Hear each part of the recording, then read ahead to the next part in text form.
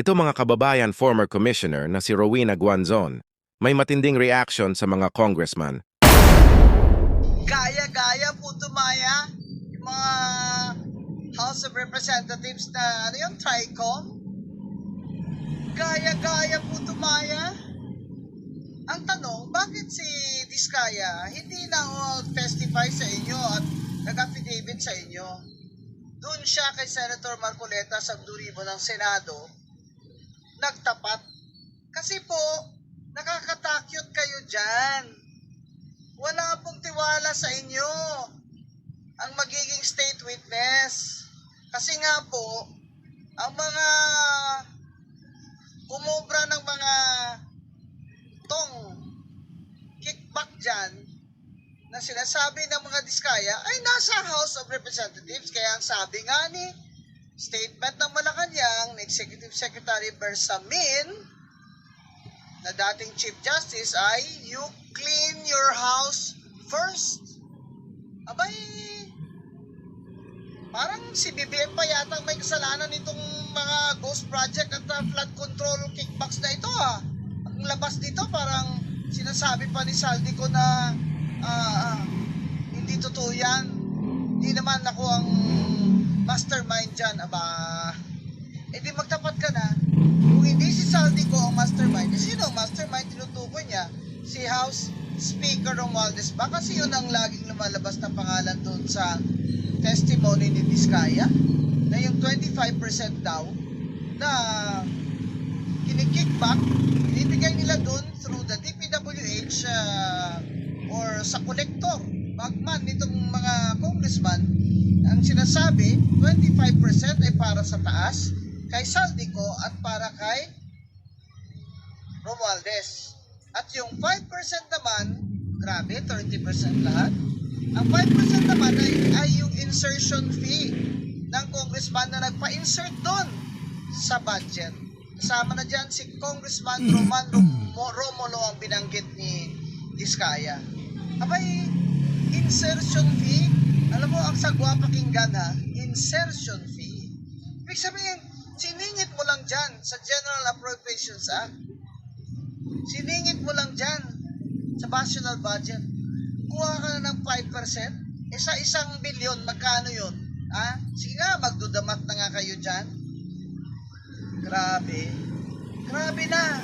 Galit ng tao. And justified anger. Pati si BBM, naiyak na sa kanila. Parang, nagsisikap naman yung isa, hindi ba? BBM, hanggang doon lang ba? Hanggang dito lang ba tayo? Investigate.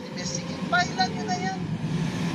Tama yung ginagawa ni Secretary Dizon. Stop lahat ng flood control budget ay huwag ipasok sa 2026.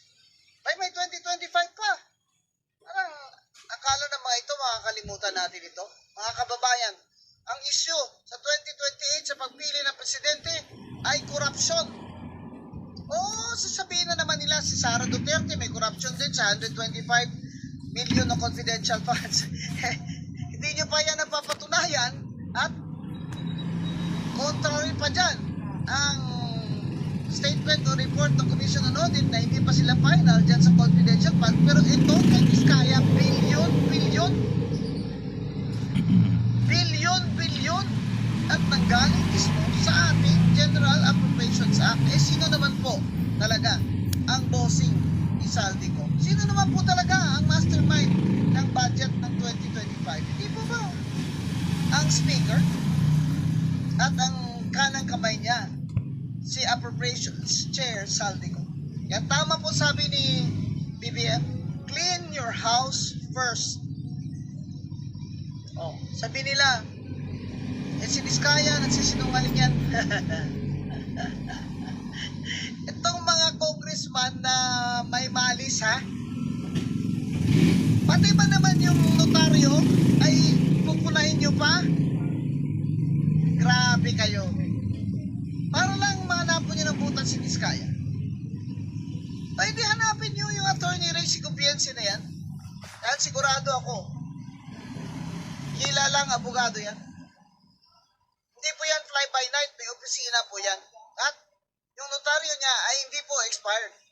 Alam ko po yun dahil pinahanap ko kung kailan ang expiry. Samantala, isang congressman ang kumala sa National Unity Party. Baka hindi na rin kinaya ang matinding korupsyon sa di umano na nagmula sa Kongreso. Ito ang nakuha nating report mula sa News 5. Ngayon, binabaha na tayo. Binatikos ni 4th District Cavite Representative Kiko Barzaga si House Speaker Martin Romualdez kaugnay ng umano'y anomalya sa mga flood control project sa Dasmariñas. Kasunod ito ng kanyang pagkalas sa National Unity Party, isa sa mga kaalyado ni Romualdez sa House of Representatives, matapos madawit ang kanyang pangalan sa umano'y planong pagpapatalsik sa leader ng Kamara. Iginiit ni Barzaga na dapat imbestigahan ang papel ni Romualdez sa mga proyekto.